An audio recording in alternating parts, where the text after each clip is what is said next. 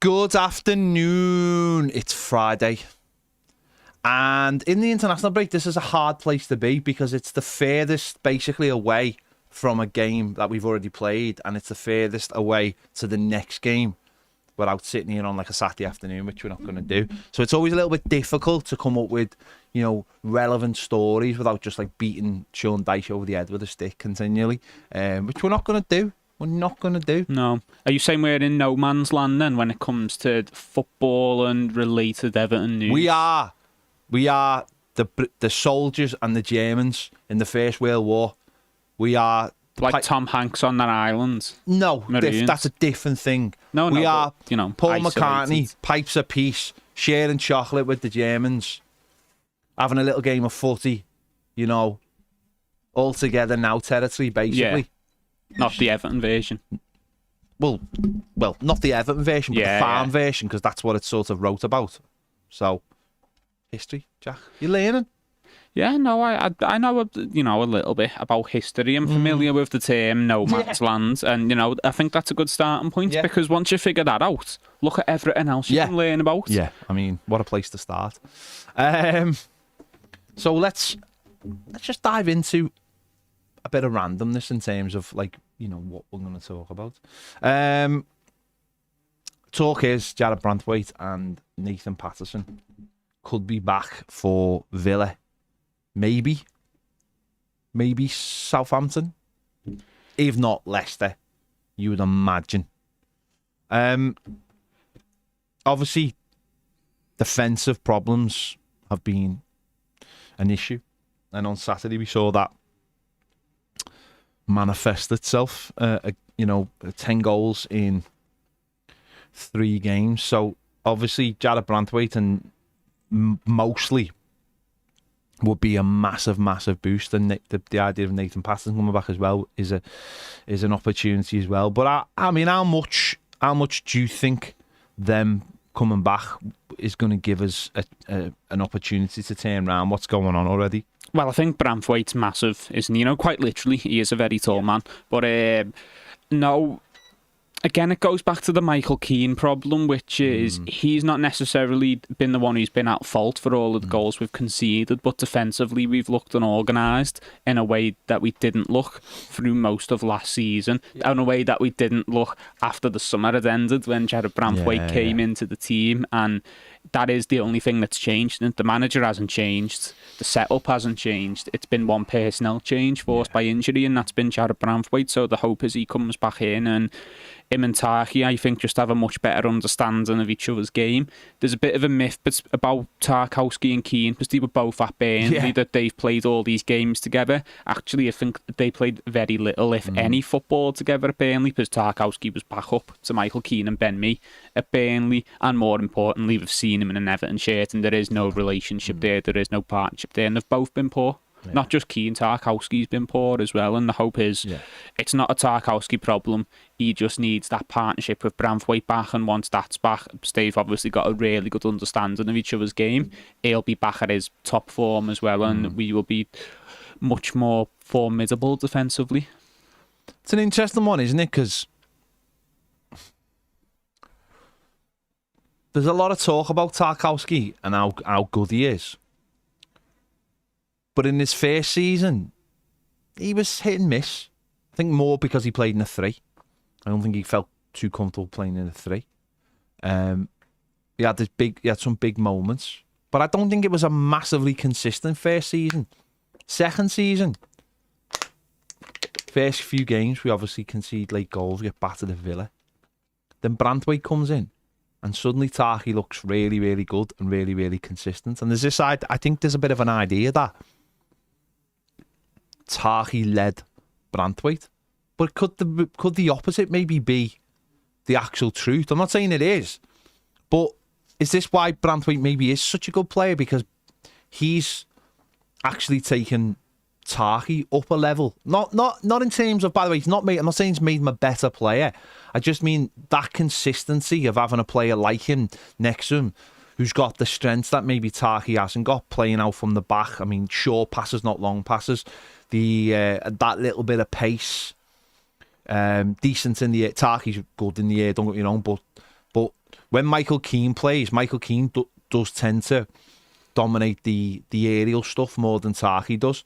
And I just wonder, it's interesting, isn't it, that Toffee's just, for the first 3 games, and I know there have been injuries, of course, he got injured pre-season, and he was carrying an injury as well going into that Spurs game, but it is an interesting one, because I do feel like people just believe that Toffee has made Branthwaite's game go up, but it could just be the opposite. Yeah, I think it's a little bit harsh on Toffee. I get what you're saying, because you're right, there has been quite a big pattern of, Branthwaite's much worse, Branthwaite's much better, but I think he was good in his first season. He was a lot of people's player of the season that year, although really it was Jordan Pickford that year who was our standout player, but Toffee, I think, was good in his first season for us, and I think, your centre-backs are going to be exposed. They playing in a free when that's not their game, and also under Frank Lampard for a spell as well. He's not the most defensively sound manager, and there are times when, if you watch the game and you see those little moments, and you'll see Branthwaite and Tarkowski will be saying things to him, and, he'll go over, maybe after Branthwaite makes a good challenge, and, he says to him, and I think obviously Branthwaite's a very independent centre-back. I think he is, to use the old saying, he's an old head on young shoulders, because he plays like an experienced player. But I think having Toffee there does benefit him as well. I don't think it's a one-way thing where Toffee's this old aging player who needs all this help, and Branthwaite comes in and he has the legs for that defence and does all of Toffee's jobs for him. I think they just complement each other very well. Let's remember as well, we've not seen Branthwaite playing without Tarkowski all that often as well, so we don't know what that relationship might be like. I imagine he'd be perfectly fine because, he is a proper good centre-half, but I think for me, and this goes back to Jake O'Brien again, we should have used this period of games to play Jake O'Brien, not even because of Michael Keane, but if Branthwaite's going to be gone next summer and Jake O'Brien is his long-term successor, why not take that opportunity to develop that relationship as well? Because we don't want to go into a situation next year where we've got 2 good centre-backs in Toffee and O'Brien, which they both are. But again, that relationship and that understanding between them isn't there, and their games don't complement each other, and then they're both struggling. Take the opportunity to let them learn together and learn each other's game. Yeah, of course, a lot of it's hindsight, we can City, but we did sit here last week, didn't we, talking about the Bournemouth game, and we said how basically what was the manager getting out of playing Michael Keane when he could be playing Jake O'Brien, who would probably be very, very similar. Again, you said it before, there's nothing like Michael Keane isn't doing anything drastically wrong in terms of defending. He's not making mad mistakes. He's not giving the ball away. He's not, shanking it left, right, and centre. But clearly, he's just not the defender. There's levels of defenders, and that's why we rank Branthwaite so highly. Is there are levels of defenders. There are defenders who sniff the danger out. There are defenders who make sure that the opposition aren't in a position to score goals. That's what top defenders do. They dominate, and sadly what we've seen in the first 3 games is a very, very weak back line, who have all been weak, by the way. I mean, it's not no one should be, saying, well, it's Branthwaite or it's Toffee. Michalenko's a big part of playing that as well. And, the revolving door of right backs has been an issue as well, which has been an issue for the last year. And again, that's why I've brought Patterson into this, is because the right back situation really needs to get sorted. It really needs to get nailed down. Sheamus Coleman is 36 next month? 30-something. It all blends into He's 34 to 36. It all blends into one when you get to a certain age, Jack. Don't you worry about it. You'll just be going, I'm in my 30s once you get there, mate. Or, I'm middle age. I'm having my crisis. Bought a big car. He's 36 next month. So he's going to continue to pick up injuries like we saw. So the manager can't rely on him. And I think the manager loves his experience, and I get why. Sheamus Coleman is still our best right back. But do you have to sacrifice that level of experience for a consistency? Or is it better to just go, oh, no, if Sheamus plays 3 games and then he's out for 2 games and then he's back for 3 games or he's back for 5 games, is it better to have that and have a better player? Or is it better to say, Patterson's a little bit not as good as him, but he plays. Don't get me wrong. I realise while I'm saying that Patterson's injury record is probably worse than Sheamus Coleman's, so it's not a given. Yeah. But do you have to, for any right back, say, do you know what? We need a level of consistency, because if we're trying to defend and we're trying to play as a unit, we do need 4 players in every week that we can basically rely on. Yeah, definitely. But the issue with that is, like you've just added on, Patterson's injury record is quite worrying as well. The most consistently available right back at the club is Ashley Young. And for me, he's third best right back at the club. Yeah. And then you've also got Roman Dixon, who we don't know enough about his game yet in terms of where he ranks in the hierarchy, but we know he's an exciting young player with a burst of pace, which the others don't have. So that's an issue for me.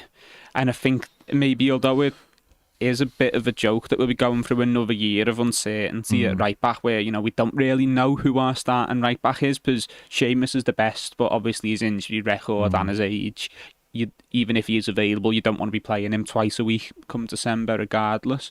Patterson, again, A, his injury record, B, he's not showing that consistency on the pitch. I don't think he's been dreadful, by the way, defensively, I really don't, but it's the fact that he can't piece those performances together. He's had some good showings in an Everton shirt. Yeah. He had a really good performance against Liverpool at home, where he pelted it off Andy Robertson's face. Not only did he play well, but it was also very funny. Yeah. But it's always funny when something happens to him. He's had good showings, but he doesn't piece those consistent games together, and he doesn't have consistent fitness. So it's hard to gamble on him as your long-term right back. If he's showing signs in his recovery now and in training, and obviously he's put a bit of muscle on as well, if the fitness team are confident that Nathan Patterson's going to be able to stay on the pitch and be able to do 20 games in a row, then commit to Nathan Patterson, commit to that level of certainty, and commit to your future as well, because he's a young lad.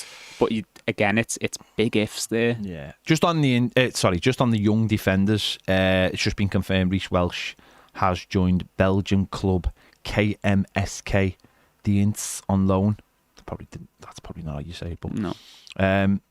Second division of Belgium. I'll be honest with you, right? That's awful. That's awful that they can't secure him and move to a team in the Belgium first division at least. That's what. How's he going to progress as a player if he's getting sent to the Belgium second division? I mean, that's nonsense. It's regular senior football, isn't it? But the level's far too low, isn't it? But that's nonsense. That's utter nonsense. How is a lad going to progress, have any chance of progressing at 20 if he's playing in the second division in Belgium? Well, that to me just suggests that they aren't confident that he's ever going to be anything for Everton. You don't know what their opinion of him is on the training ground. Well, that opinion of him must be that he's shite. Yeah, that's pathetic. It's quite damning, isn't it? That's pathetic. What do you do with a young player who's, at 20 at this point, and the years are ticking down to where he can still be considered a young player who's around under 21 squads? He's not a young player. 20-year-olds are not young players. 20-year-olds are out there in the world. We would talk about young players. We had Onana playing for us. And then we had players who we said were young players, and they were older than them. 20's not young. Well, you're making me feel old. Well, you are old. Yeah. You are. No, but it's in terms of youth players who haven't played much senior football and have been going out on loan. You've only got a year or two more while you can still sort of be going out on loan and having a chance of breaking into the team, haven't you? Yeah. And if they don't rate a player who's of that age, it's difficult, and I think you just try and get him the best loan move as possible, don't you? So maybe you can sell him on for a little bit. But that's the best. But that's not even a good place. Yeah. That's not even a good place to to show someone, is there? By our player, what's he been doing? He's been playing in the second division in Belgium. The only hope there is, I assume, is if he does well in the second division for himself, one of the better top division clubs might look and go, this lad's only young, he's done well in a division below, we'll go and get him, he won't cost that much. He'd be better playing in the Zingari. Where's that? Jack. Just a reference to some 60s comic strip or something. Jack. Anyway, no, I think Patterson. Yeah, you're absolutely right. The injury record is very, very poor, and he has to get himself a run of games. Now, is it a trust issue with the injuries, or does the manager not fancy him. You know, it's been a bit of a slap in the face to the lad, to be honest. His Everton career so far. If he's back and he's fit, it'll be interesting to see what happens with him, where he is. He needs games, and he has to start. It'd be interesting because he has been out since April, hasn't he? So April till mid-September. That's quite a long time. Now, if he's got other injury problems, who knows? Those injury problems might have settled down. Sometimes players play with numerous injuries, and it's like when Richarlison got injured for Spurs and he had to have that operation. It was like the best thing that could have happened to him, because the operation give him a chance for all his other problems to settle down. And just your little niggles and everything. Yeah, so instead of playing 75% fit and not being able to do what you're good at, playing 100% and then suddenly being able to, I'm pain free. I've got all my mobility. I can get up and down that side. I think that's really important. So hopefully he comes back, and because as I said, Sheamus Coleman shouldn't be playing every single week, and he's certainly, what we saw on Saturday is games are starting to catch up with people. The intensity of the game, someone his age, the intensity of the game. Watch Casemiro on Sunday for Manchester United. It's just like 2 years ago he was literally, in a Champions League final dominating, and now he can barely move. He's carrying weight, and the pace of the game is just far too quick for him. And it happens to everyone. I'm not saying Sheamus can't play, because of course he can play for 75 minutes, 80 minutes on Saturday. He was very, very effective, getting up and down. In fact, he should have scored. So it's not even a case of that. What it's a case of is having someone on the bench you trust to come on for those last 20 minutes and saying, go and finish this game off for me. And the other catch-22 there as well is that it does catch everyone eventually. It's not caught Sheamus yet, as you can see. Like you said, he's still up and down the pitch, but it will happen to every player. But the injuries have caught Sheamus. But what I'm saying is... I know what you're saying. You can still play, but I think the injuries have caught Sheamus. As an older player, you will start picking up injuries. You will not be... Ashley Young is actually the reason why we give him a contract, was because he's so consistent. It's why we signed him in the first place, because he was 38, 39 and played every single week. The injuries hadn't caught him, and you get that. Look at Ronaldo, and we'll talk about him in MTAG. The injuries haven't caught up with Ronaldo, but yet Messi's been out for about 4 months, I think, 3-4 months. So he's finding it harder to... And that's what happens. You pick up more injuries and you find it harder to recover from them. So what used to be a week, or I'll play with on it, now becomes 2 weeks. And if you've got 2 games in those 2 weeks, or 3 games, that's where look at like someone like Man City, look at like Liverpool. They don't carry too many aging players because of the amount of games they've got. The likes of Arsenal, these teams do not have aging players. Very, very rare. You might have the odd one. Man City have just got Gundogan back, of course, but he's like couldn't come off the bench, has that little bit of experience. Kevin De Bruyne, but look at Kevin De Bruyne. Kevin De Bruyne will be used in different phases of this year. Liverpool have got Van Dijk, but he's very consistent. But bar that, there aren't. Liverpool got rid of Milner in the end, and it's you can get away with one maybe, but when you've got a team full of them, you can't do that. Yeah, but what I was going to say was, it's not just the injuries. Obviously, that's a massive factor. But players' legs go, and that catches everyone at some point or another. It's not happened to Sheamus yet, and it's not fully happened to Ashley Young either. I don't think it's happened to Ashley Young at all. It's gone up there. It's gone up there with Ashley Young. But it can happen at any point. And with older players, the risk is increased, and that goes up every season. It can catch them mid-season, and obviously we pray it doesn't happen, but you have to be prepared for that. And when 2 of your 3 starting right backs both have that to consider, it's a big risk. Gary Neville speaks about it. So middle of the season, he was playing a game, and he was sat in the changing room at half time, and he was just, I'm done. I can't do it no more. I've got out of bed today, and I've lost it. I don't have it no more. They say leave the game before the game leaves you. Yeah, they do. That's what they say. Yeah. No, but it's right. No, and it's not left. No. Sheamus. But that was my point. What my point to you was, is that Sheamus, when he plays, is still very much got it. But it's the injuries that are starting to catch up with Sheamus. That's what I'm saying. No, but you've got that to consider as well. No, but that's And it could happen any but moment. I think the thing about it is, it's not. That doesn't matter if you are picking up the injuries, though. It doesn't matter if the game. It doesn't matter whether you've got it or you haven't. If you can't play consistently week in and week out, that's what we require now. We require our players to be able to play 97 minutes every single game, every single week. That's what we require now. That's what I'm saying. That's why the game is getting younger and younger and younger. We spoke about it yesterday, didn't we? Like how older players are finding it difficult. You and Baz on MTAG were speaking about how that 11, the free agent 11, and they're all like 29 to 31. They're not even really old, but people would rather get younger players who can play week in and week out on lower wages than worry about fellas who expect £100,000 a week, 4-year contracts, and you're not even sure if they're going to be fit every week. I think we have to, at some point.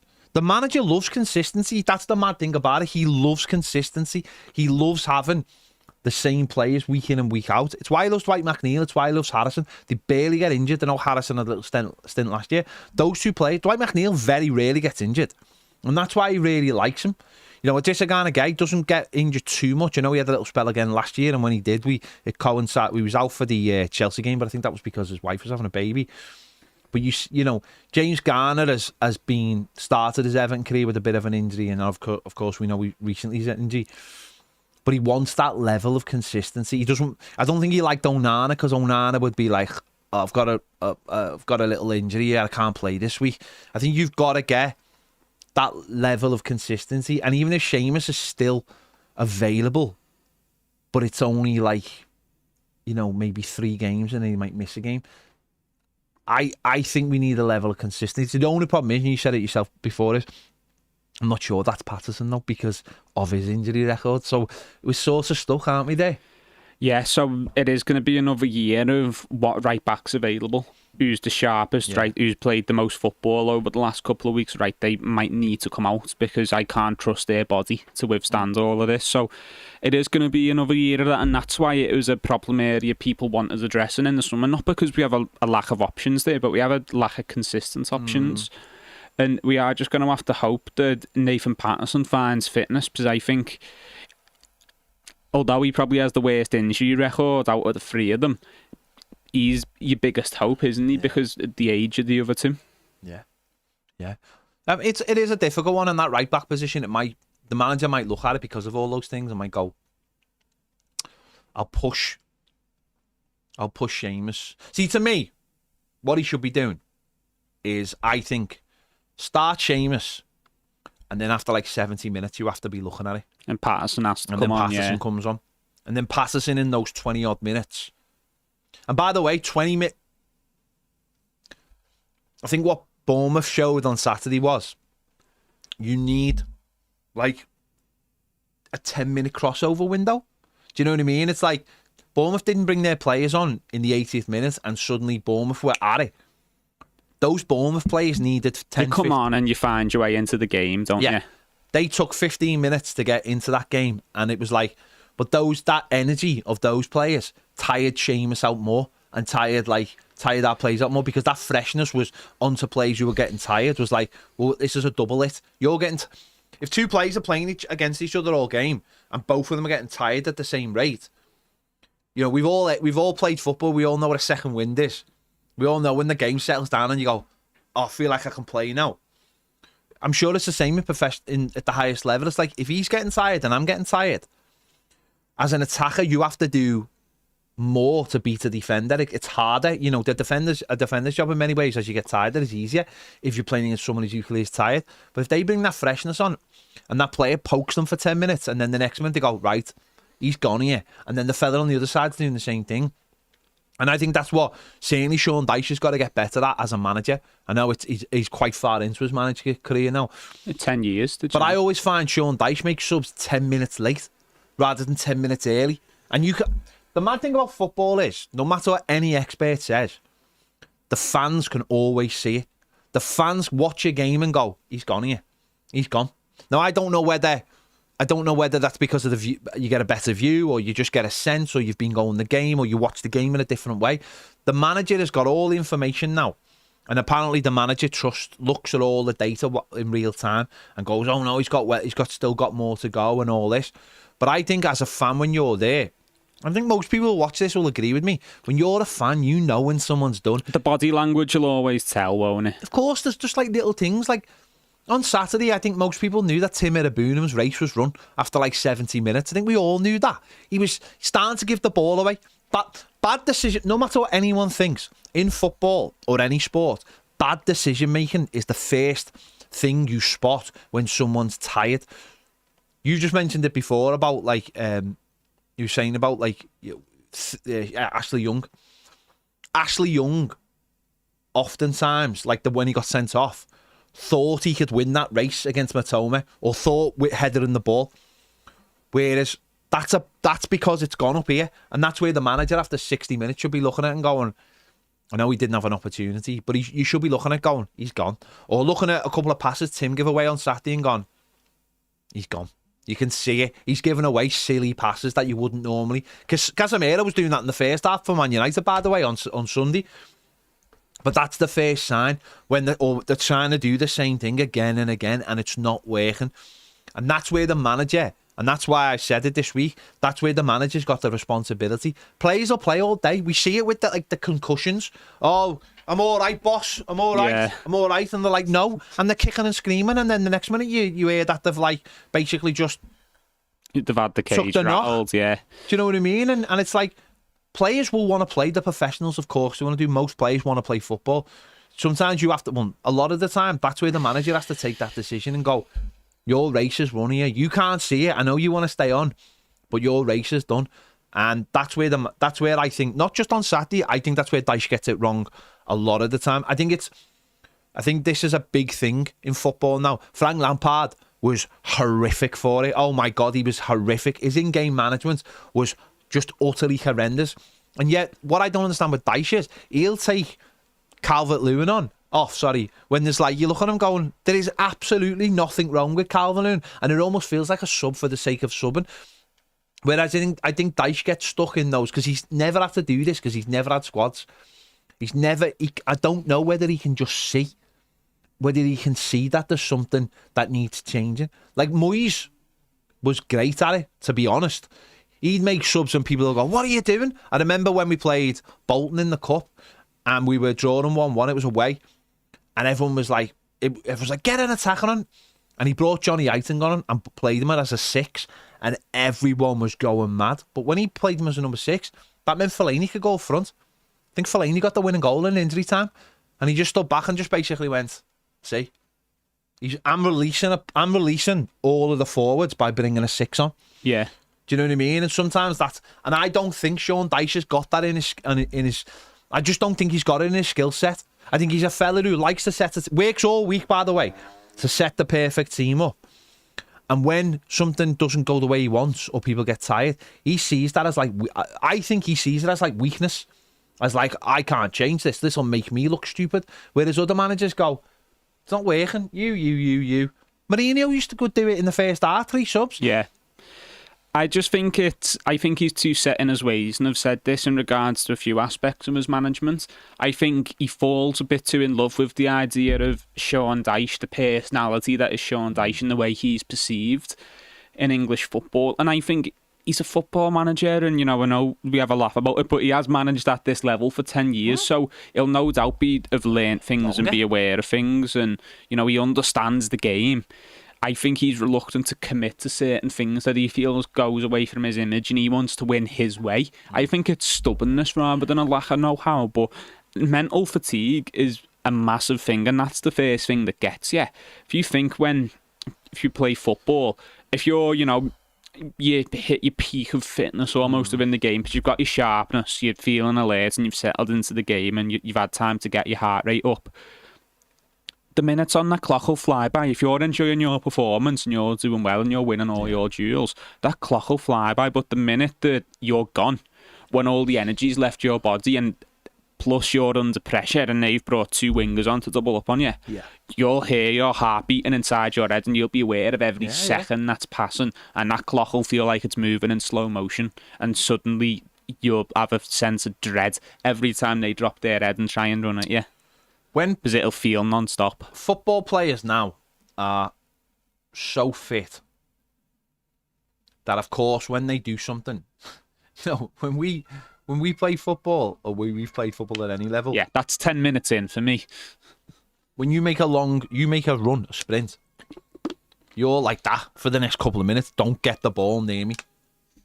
Proper footballers, Premier League footballers, are like, they never feel like that until maybe towards the end of a game, if it really. But most Premier League footballers are like sprint after sprint, because that's what they train for. They train like that all day, sprint after sprint. But they train as athletes now, don't they, rather than training as footballers? Sprint after sprint, you can do it all day, basically. At this time of year, it's a little bit like they haven't reached, you just mentioned, they haven't reached peak fitness. They're still almost in a pre-season phase. That's why sometimes you get a lot of unpredictable results at this time of year. So like maybe like the Chelsea game at Wolves, that's like a result no one would be able to see, and there'd be other ones. There's a lot of unpredictable results because players aren't up to that quite up to that match fitness yet, because the Premier League is so fast and so tough that you're not there yet. You're not fit enough yet. You won't peak till later on in the season, really, when I imagine there'll be moments in the season where, for someone like City, where they're not training that much, or Liverpool, or whoever who's playing the Champions, they're not training that much. Don't need to, because it's almost like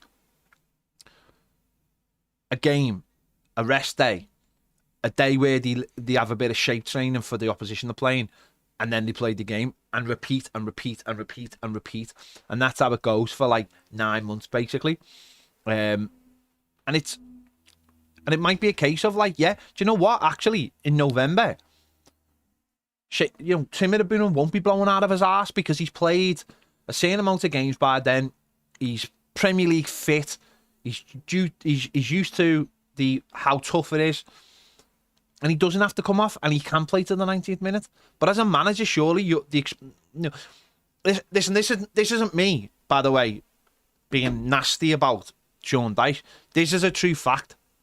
His record in August is horrendous, and he's only beaten by one person, and that's Sam Allardyce. And what those two managers have very similar sort of traits, that they are managers who excel later on in the season, when it almost flips. They are like almost like bottom feeder managers, where they are waiting for other teams to get really tired during the season, and it's like, right, we're dead fit, they're not, they've just played the Champions League game, or they just played a Europa League game, and we're going to jump on them.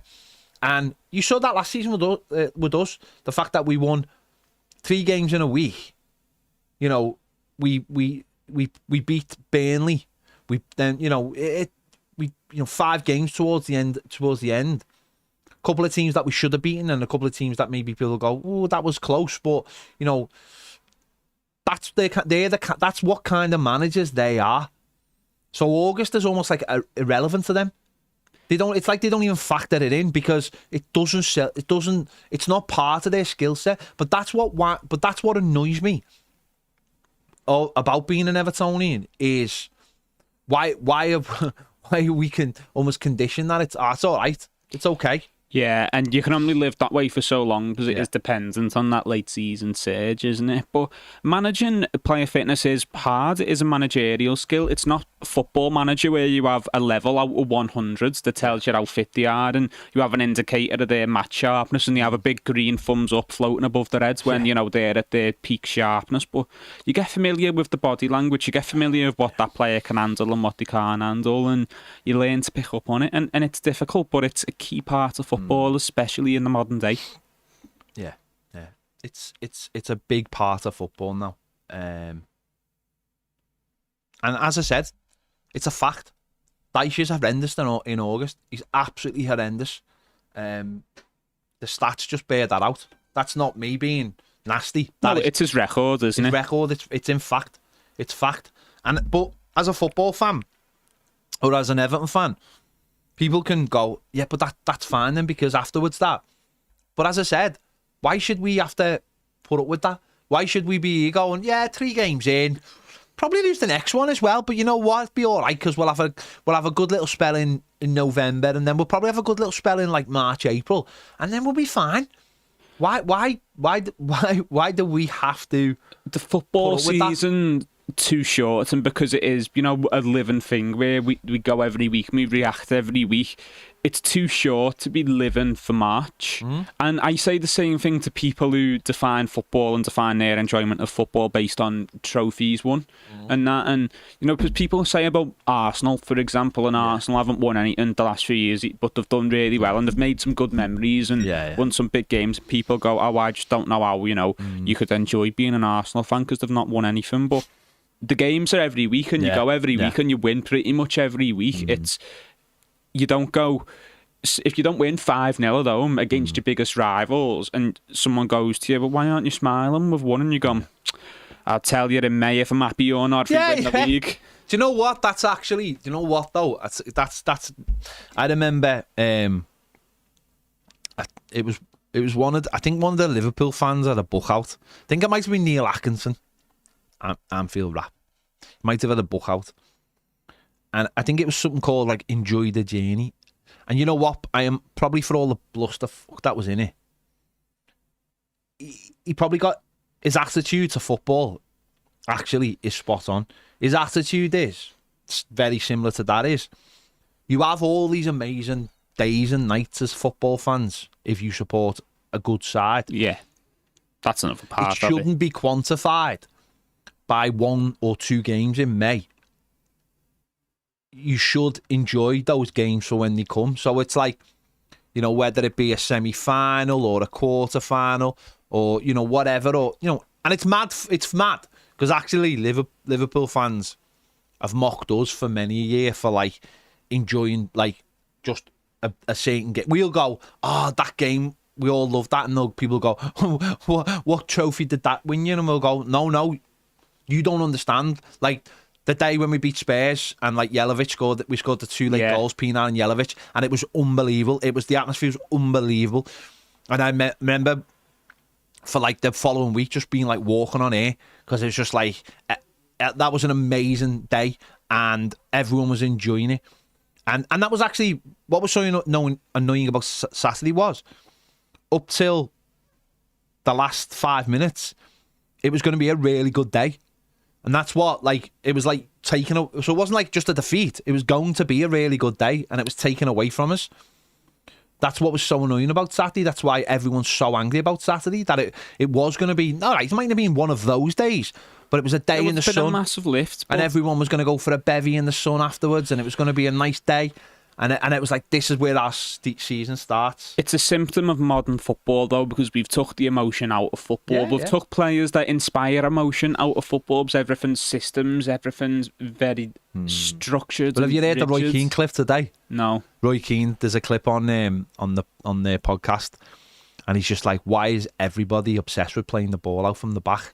He's like, I watched Salford, and he said, the MK Dons goalkeeper was like taking 8-9 touches with like 15 minutes to go, and he's like, you're losing 1-0, what are you doing? He was like, I wanted to hang around the changing room after the game and ask him what he was doing. And you know what? He's absolutely right. Everyone has just become obsessed with playing in one way, and he's like, that's great if you've got good players.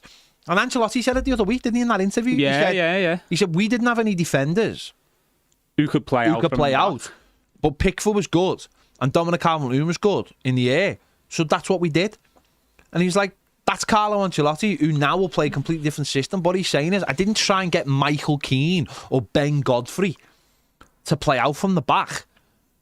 I did what was the best for the team. You utilise your strengths, don't you? Yeah. And that's it. But I just think the emotions largely gone out of football, and because it's dominated by stats as well, which are a useful thing, but there's no emotion in stats. You don't look at, oh wow, he's massively outperforming his XG and start to feel inside, do you? In the same way that you'd look at a 30-yard screamer that just sinks into the top corner and celebrate that.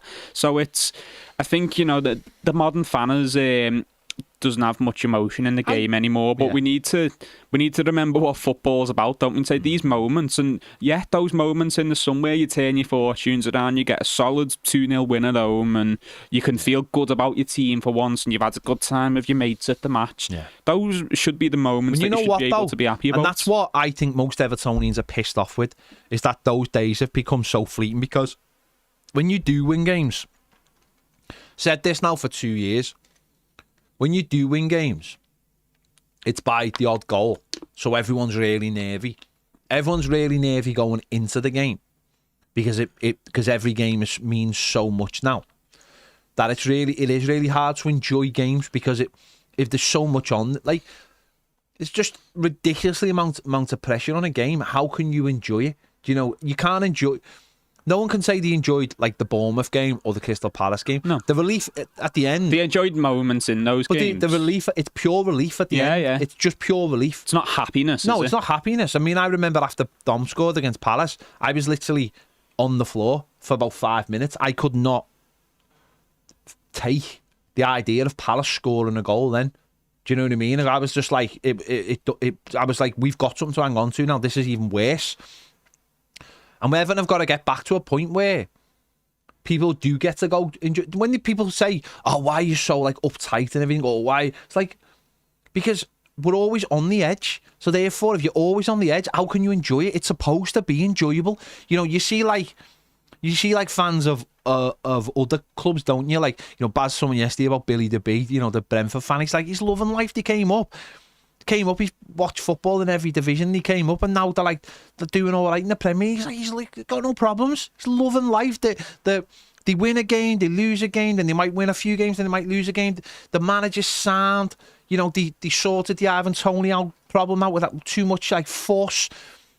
That's a man going, wow, you've exceeded my expectations.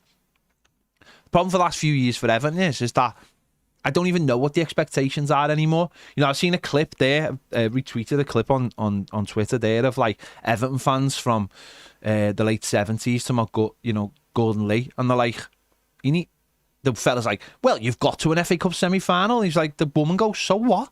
This is Everton Football Club. And there's another fella who goes, we expect trophies every year. He needs to go.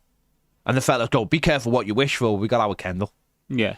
Like, there's this idea that putting pressure on a manager started when social media started, or social media fans are the reason why we change managers all the time. No, it's not. It's just put a bigger spotlight on it, and it's like, it's changed it, but it's always existed. Kendall, it's famously, I love that one. If the chairman had listened to the fans over Kendall, so what? He didn't. But you know what? The fans made their point known in '83. And Usa says that wasn't the turning point to go for Kendall to go, right, Colin Harvey was their team manager. No, you're now my assistant manager. We're going to get this sorted because the pressure from the fans. Because I'm going to get the sack otherwise. We need to do something. So this idea that, like, oh, it's Twitter or it's Facebook or whatever, it's total bollocks. This has been going on for years and years. Well, put it this way, right? Before, this was obviously a couple of years ago, we've had managers who haven't been successful since, but if you go back a few years ago, you used to see people complaining about Mike Walker all the time on Twitter, and that was well before Twitter's time. Mate, phone-ins and the letters columns. There's a very famous picture of a man carrying a sign, and he's on this edge of the pitch. Was it Everton or was it somebody else? I'm sure it's Everton. And he's demanding someone gets sacked. Yeah, I know what you mean, because I've got one of them, like the sort of Everton collages thing that's got all the pictures on it. I know what you mean. I don't know who's on it. And he's demanding the manager gets sacked. And it's like, there's this idea that social media has, like, created this thing. This thing's always been there. Yeah. It's just that it used to be in the pub, or just people at the match used to say it. Now it's everywhere. I understand that. It's mad. It's mad. And it's like, oh, you people got him the sack. No, he got himself sacked. Do you know what I mean? If John Dyche gets the sack, he'll have got himself sacked. No one else will have got him sacked. He'll have got himself sacked. Not that he will be anytime soon. Rafa Benitez didn't get himself sacked. Martinez didn't. Rathbone did get himself. The fans didn't get himself. Martinez didn't get. The fans didn't get him sacked. They all got themselves sacked. Frank Lampard got himself sacked for being poor managers who couldn't live up to the standards of Everton Football Club. And that's what it comes down to. That's all it will ever come down to. Everton fans having standards and whether the manager can live up to it. Simple as that. That was it. Sack Catterick, keep Young. That was it. Nice one, John.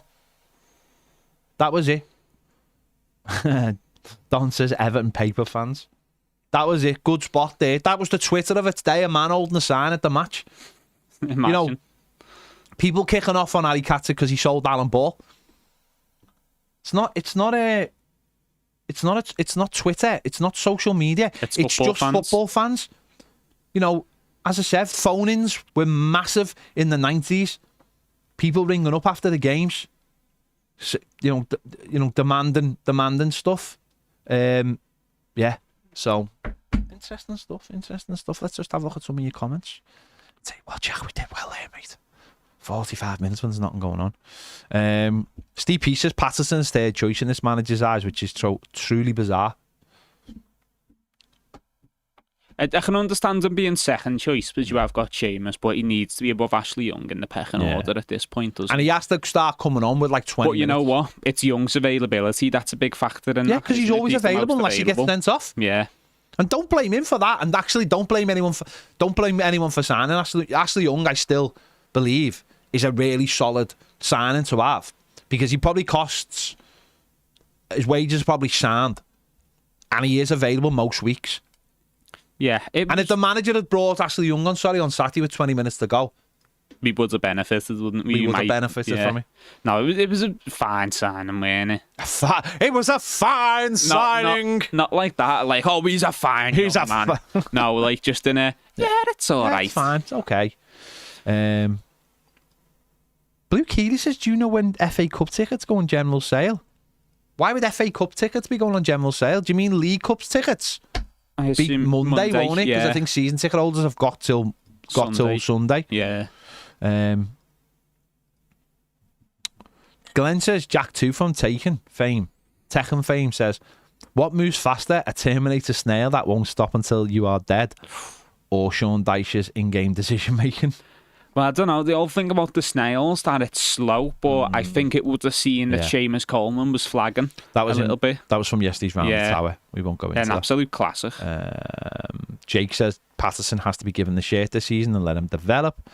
Ben says Tarky looked great last season. Strange to not see him throwing in the tackles or blocks he was last season. Hope he can get back to his best when Branthwaite returns. It's the assurance of trusting the fella next to you, though, to give you that freedom to fly into tackles without a second thought. Though, Dave says, has Welsh actually shown anything on any of his loan spells? Maybe it's a case of his the development staff not being able to find a better club. Then sell him. Then just sell him. What? Sell him then. If he's not going to be an Everton player, sell him. That's what I'm saying. If he can't play for a good side, then he's never going to be an Everton player. Sell him. Get rid of him. Steve P says, agree, Ped, if you're not in and around the first team by 1920, then most likely never happening. Football's completely different now. The age, it's obvious when you're going to be good enough or not. There's 18-year-olds playing weekly in the Premier League now. Absolutely. Hakon says, do you believe that Tarky doesn't trust Keane enough to play to his own strengths? A partnership only works if the best of both are shown trusting each other. Good. Yeah, that's a good point, Hakon, and it's probably true, looking over his shoulder and stuff. Yeah. I think a big part of it as well is they're quite similar in terms of style, not ability, but style, because they're both somewhat old-fashioned defenders, whereas Branthwaite does like to step out more. I think they just complement each other well. Branthwaite can step up, Tarky can drop off. Johnny B. Good on the Super Chat, which I imagine Ned's going to put on the screen right now, because you're supposed to put it on the other screen, Ned, but that's okay. Sorry, what was that? Well, that's fine. You should be on it. That's fine. That's what we have a double screen for. So I'm just going to wait patiently till you put it on the double screen with you on it. Well, I mean, you could again. You haven't put the comments in it. You've got the wrong camera in it. I mean, I don't feel like you're set up for this, Ned. But we're just going to wait for Ned because he's ill prepared. Just going to wait. We're going to wait because Johnny's paid his money and I feel like he deserves to. And I mean, it could do with some comments in there as well, Ned, if you wouldn't mind. There he is. And it's Just lean live. back, Ned. Just lean back. Lean back and let it happen. You're so little, aren't you? Well, this camera wasn't set up for me. I know, it's set up this camera for was- set up for actual humans. Johnny B. Good says, Poch, Tuchel, Potter, realistic with Bramley Moore soon. Well, Poch is going to the American job, isn't he? Tuchel, money. Potter, money. And club set up as well. Yeah. Hey, Sadly, David Moyes is available. yeah. Sadly, I don't think any of them are truly realistic right now. And that's got nothing to do with where the club is in the table. That's just got to do with the club is off the pitch. The landscape of things. Steve says, do you think it's important that after this season we stop hiring Reds? It's not a good look when your managing director of football are both self-confessed Liverpool fans. People can say it doesn't mean anything, but we all know it does. Although I do appreciate it's completely different for the players. I don't believe any Everton manager should ever be a Red, and we've had 2 in the last few years. I just think it adds to the fuel of people already not liking them. That's how it is for me anyway. Steve, I agree. I don't think I'm not too fussed about Felwell. But what I would say is every Everton manager who's won a trophy for Everton has been an Everton player. Yeah.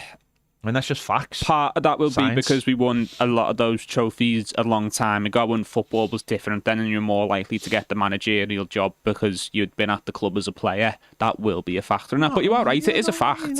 You're right. It is a fact, You're right, but it's still a fact. Yeah. Very much like Dyche in August. It's a fact.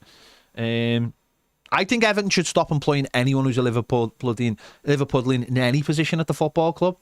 Because quite frankly, and I hope if you were watching, you clearly don't give a shit as much as we give a shit. And I'll say that the fellow who designed that shite Fisher-Price badge was a Red. And then got uppity and arsey on LinkedIn because the fans went, that's shite. Do one. The one under Martinez, the big Hobbit the one. Fisher-Price one, yeah. The Hobbit house. I'd have no Liverpool fans working for Everton because, quite frankly, they don't care as much as we do. That's the point. I'd have people at Everton Football Club who actually genuinely care, and that'll be Everton fans, and that'll probably be fans of any other club other than Liverpool. Simple as that. I just wouldn't have any Red. The first thing I'd ask them in an interview is, go, what team do you support? And they go, Liverpool. Go, see you later. But it should just be on the form, and you should have to show your tattoos to prove you're an Everton fan. And if that means you have to go for you go for a job at Everton and have to get an Everton tattoo, then so be it. So be it. They come down, it's like you passed all the tests except one, and they strap them down and they tattoo the nil satis and he optimum across his chest. Right.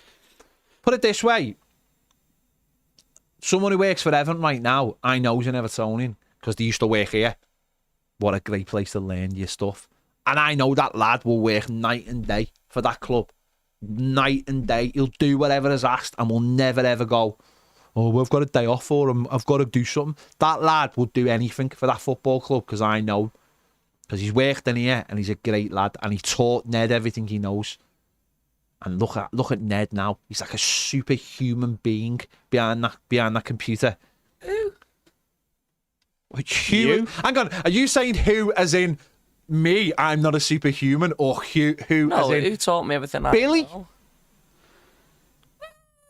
All right, me. I taught you everything. But Billy I taught Billy. You. No, I taught Billy. No, I think mine's a mix. A mix of me and Billy. Yourself, a little bit of you, Billy. A little bit of me. A little bit Sorry, of you. a little bit of me. A little bit of Billy. Behave yourself. I taught you everything. Everything. Did I not give you the tools for the other stuff, though? You gave me a lot of tools, yeah? Spanner. Go fix that box, lad. Here you go, son. A cup. Hammer. You've got the job, son. Here's your hammer. Yeah. Honestly, get a left I'm not hand even being then. funny, by the way. I'm not even being funny. I wouldn't have anyone working for Everton who was in any job. Don't get me wrong. I don't mind Felwell because his dad's a Blue. But I wouldn't allow anyone to work for Everton who was a Red. I just wouldn't allow them near the gaff. Because when it comes down to it, given everything night and day, being obsessed with making Everton the best you can, I want Evertonians. Evertonians obsessed with going to work every day, going, I'm going to make this club. No, when you hear lads who work down at the stadium and they're like, what's boss about this is I'm an Evertonian and I'm going to do everything. Whereas you imagine the Reds are like burying Liverpool shirts in the concrete and stuff. Do you know what I mean? I think that's a little bit unfair because some people will look at it as their career and go, look, this is my... No, but let me finish. Go on, I'll let you finish and then I'll tell you why you're wrong. For some people, their career and what it provides for them and their family comes above everything else. And I'll do what I need to do to establish myself in this career. And if that means working for a football club whose rivals I support, and I don't even like footy that much, I'm one of them, I just follow these because it seems like it's what everyone does. I think, but I get what you're saying. I think, and it does need to be a part of the club's general ethos going forward. No, it should be. It should be that anyone who works for Everton, because put it this way, right? Put it this way: the Evertonians that I know who work for Everton do go the extra mile. I know people who work for Everton who are Evertonians, and they go above and beyond. You know, they might have finished at 5, but at 7 o'clock they're still picking up the phone and they're still dealing with stuff because it means. But look at Alan Myers. Alan Myers, Evertonian, worked for the football club, never switched off. He'd be on Twitter at 1 o'clock in the morning, still dealing with things. Still dealing with, because he didn't switch. Imagine a Red in that role. And I know there was a Red in that role and he got legged. He got legged, basically, because his attitude to Evertonians was a disgrace. I had that out with one, his name's Paul Tyrrell, right? I had that out with him on Twitter because he said to me, "Are you never happy?" And I went, "Who the fuck do you think you are? You're not an Evertonian. You don't understand the standards of this football club." And luckily, loads of Evertonians come to my defence at the time and just went, "Who do you think you are?" When was this? This was like 2011, 12. And he basically had Alan Myers' job before. And he was like, "Oh, this and that." And it was like, and then Myers came in and it was like the bar went up here. And that's why we say Alan Myers has never been replaced, because he hasn't. Because that man would, for rightly or wrongly, would sit and deal with people's problems. He'd go round to people's houses when the badge was coming out and like take them stuff and all that, and go, "This is what when people go, my dad, my granddad hasn't got access to go online and vote for the badges." He'd go round and take them the badge and stuff. He went the extra mile. There's loads of people at Everton that will go the extra mile because they're Evertonians. Yeah, it's not just an Evertonian thing though. It's having like good, hard work and well-mannered people as well, though, isn't it? Because you can get Evertonians, you're right, but you know, an Evertonian can still do a job half-assed. You want Evertonians, but Evertonians like Alan Myers, don't you? Who will go the extra mile. Of course, but as I said, I think fans. But that it's half the problem, isn't it? I think fans of Everton would want to make. I always get criticised for my attitude. I always get criticised for the way I am. Right? I don't give a shit. I want Everton to be the best club in the world. I got no problem with that. That's what I want. And at times I demand that. And if I go on Sky and say stuff like that, I've got no issue with that. And if people have got an issue with that, then they don't have my standards. Simple as that. And I know Baz has got... there's no well about it. I know Baz has got... You're different because you grew up with nothing, right? Me and Baz, we grew up with everything. We have... our standards are through the roof. Me and Baz. There's just not enough people who have those standards anymore. And people believe that we should be... It's all right that we finish mid-table. It's not all right that we finish mid-table. Evertonians should be shouting from the rafters about what we demand. But... because of Twitter and because of social media now, people feel embarrassed to shout from the rafters. You shouldn't. You should be proud and sit there and go, "I expect Everton to be going for Europe at least every single year." But too many people are like, "Oh, God, no. I'd be happy with a good cup run." A good cup run? What the fuck's a cup run? Winning the cup is what you should be happy with. "Oh, I'm dead happy because we got to a semi-final and lost." Evertonians should be shouting from the rafters. And it starts with the football club. Forget everybody else. That's why on Sky the other day, she asked me about Liverpool. Evertonians were conditioned for years by Kenwright and co. to believe that Liverpool not winning things was success for Everton. And yeah, we all fell into that trap. I fell into that trap. Got no problem with it. Got no problem admitting that. I fell into that trap.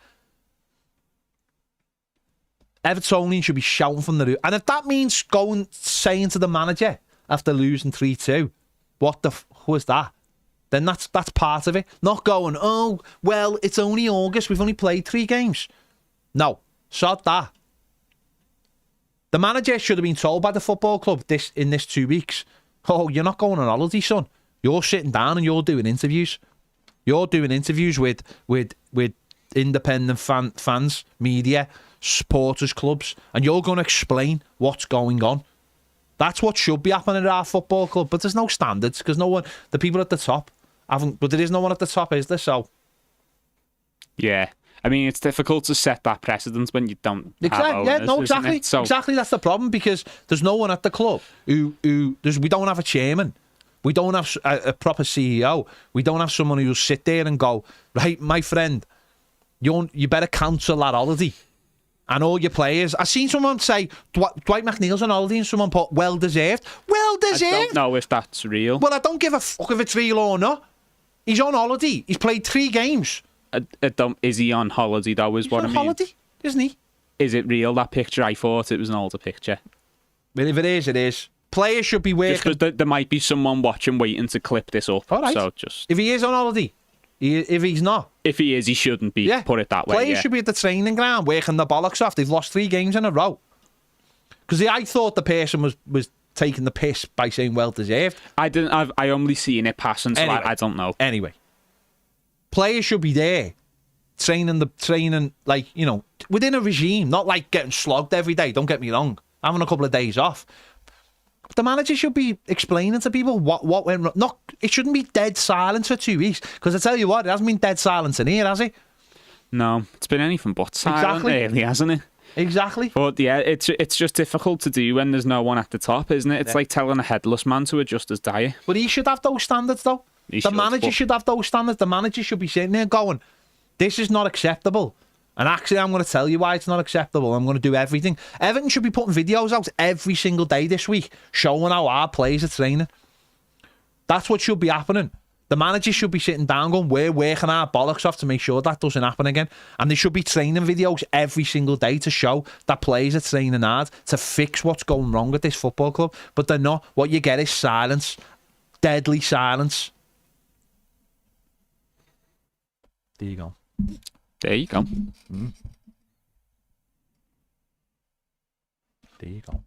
Anyway, Rita says, account should any Liverpool fan work for Everton? You do it if you love and work for the club. You give 100%. That doesn't make any sense, Rita. I apologise. Doesn't make any sense. Emma says they should have been back in training on Sunday after that. They should have been, Emma, and they should have been. Everton should have put it on social media that they were back. They were training on Sunday, or Monday at least, because obviously you don't want anyone to get injured. Just to, as a message to them more than any, and not because they really need that training session, although I think they do, more as a message to them that no, it's not just but a message to those players as well that it's not just it is what it is, back to the drawing board. A message that no, that wasn't acceptable on Saturday, so things are going to change. Yeah, absolutely right. David says quite right, Ped. Too many fans accepting crudness. These players shouldn't be on holiday. They should be on the grass learning how to pass the ball to each other at the very least. Blue Keeley says, I think the standards are set by the owner, board and the manager, whose standards probably are just surviving. Alexander Hoffler says, Jack, that snail question yesterday was God tier. Have to ask Baz next week. Nah, it's gone. He can't ask Baz. It's gone. That question's gone. I'll just ask him Forever. in the studio. Yeah. I'll just next time I see him. Buck says, I agree with you boys, as we should have put Jack in from the start of the season. Jake. Sorry, I've got. I was going to say, Jake, because he has got no Premier League experience. When the hell are you going to play him to get the experience? We're crying out for Branthwaite to come back because he is a far better defender than most of the teams have in the Premier. The manager has shown that if Branthwaite was sold in the pre-season, he would pick Keane over Jake, and boy, we would be in trouble. On the Patterson situation, we should give him a run at least 15 games when fit, not sub him for making a mistake and leaving him out until it has to come on when injuries happen. Yeah. Dave says Moyes was king of the second half of the season once fitness levels kicked in. That is also true. Yeah. Right, we will leave it there. We are going over to More Than a Game. We'll be doing that at 2:15. Ned has set that up, so if you just stay where you are, come over. Little chat for 40 minutes or so. Come and have a little... We'll talk San Marino. And all We are things talking positive San in the Marino. world. Come over. Do you know what, Ned? You should change your citizenship to San Marino. I won't bloody get in. You'd get in there. We'll speak about this on More Than a we will. Game. We're just setting it up. We're Yeah. setting it up. Come on. We're setting it up. So maybe we could... We'll find out in the next 10 minutes how you become a San Marinoian. And maybe that could be like a thing for a video series. But getting Ned. San Marino's citizenship. No. Get Ned to become an international footballer. There's actually a story. I seen the other day. There's a story of a player who's American who moved to one of the Samoan Islands. Like American Samoa or and he's something. playing in the World Cup qualifiers. And he's become a professional player in Samoa. I'm eligible now. Well, after tomorrow. Let me debut tomorrow. I thought you meant you were eligible for American Why Samoa. does that make you eligible? Because I'll be like playing for a club. And you said yesterday in the round. But that's not a real thing. That was just a thing I said. That's not an actual real thing. Yeah, but if San Marino come along and say, you got a bit of San Marino blood in you, you're playing for like an amateur But I don't think you have got a bit of San Marino blood Let's in you. get into the bones of it on More Than a setting Game. it up. Jack, you have to learn. This is how you set shows. I know, up, but mate. we don't want to overcook it. I'm not overcooking it. It's burning. We're setting it up to an area where we go, for more on this. It's starting to bubble. You've got to turn the heat down. Okay. Jack said we've got to turn the heat down, I'm afraid. And then turn the heat right back up. What on about More Than a Game. Gibraltar? Anyway, we'll leave it there. Stay with us. See you in a minute.